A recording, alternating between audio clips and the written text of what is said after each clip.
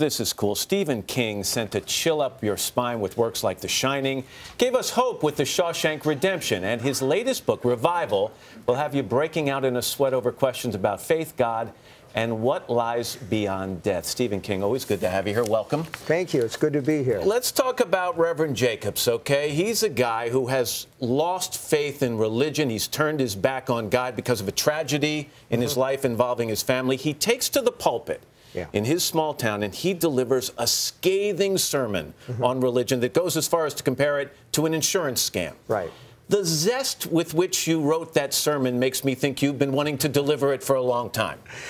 Well, I wouldn't say that I really wanted to deliver it for a long time, but I was interested in Reverend Jacobs as a guy with religious faith. I was raised, you know, in a Christian family, Methodist, and I think people with a lot of faith have a lot further to fall. This guy, as I said, compares it to an insurance scam, says you pay in, you believe, thinking that at the end there'll be this great payoff, and you find out the company doesn't even exist. Do you worry about offending people, or do the staunch Stephen King supporters know where you lie on this?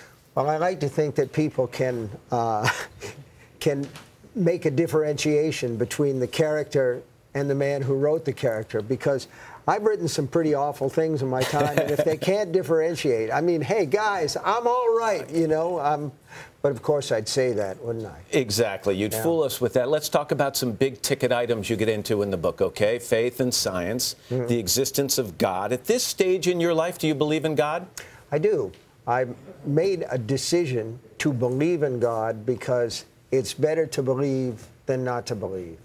I came to that conclusion when I realized that I had addiction problems that were bigger than I could solve myself. And so it was easy to say, well, if I've got a power greater than myself, okay, that's fine. I can use that to make life livable and good.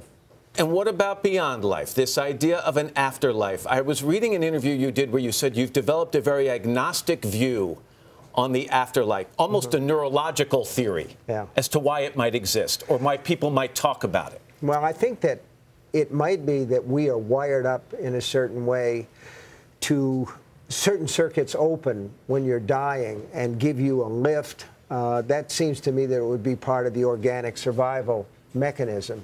And that would explain this white light phenomenon that people have. As far as what's after, there's no downside in believing that there's a heaven or an Elysian fields. Is there, right? It's a win-win, isn't it? It's a win-win situation. If there isn't, we're not going to know. Do you fear death? I don't think that I fear death so much as things like Alzheimer's disease or advanced, you know, physical problems. You worry about the power of thinking, losing the power of thought and expressing yourself. Yeah, and I got to say that one of the things that drove this book is I'm curious as to what this is the one experience that we all go through. They say that there's nothing in life that's sure except death and taxes, but some people don't pay their taxes, so the one thing is death. One of the other things you said, exactly, unfortunately, one of the other things you said, you still fear... And you probably had some on this show. Probably. I've probably interviewed a few of them. You say you still fear failure, which I find hard to believe after all the success you've had. No, I don't think you have to worry about it. I really don't. This book is called Revival. I'm about halfway there. It's spectacular. It's just got a scary wind-up. Oh, thanks. Okay, great. Something to look forward to. Just something to look forward to. All right, Stephen In the King. dark, when no one can hear you scream. Stop it, all right? Just stop it. Knock it off.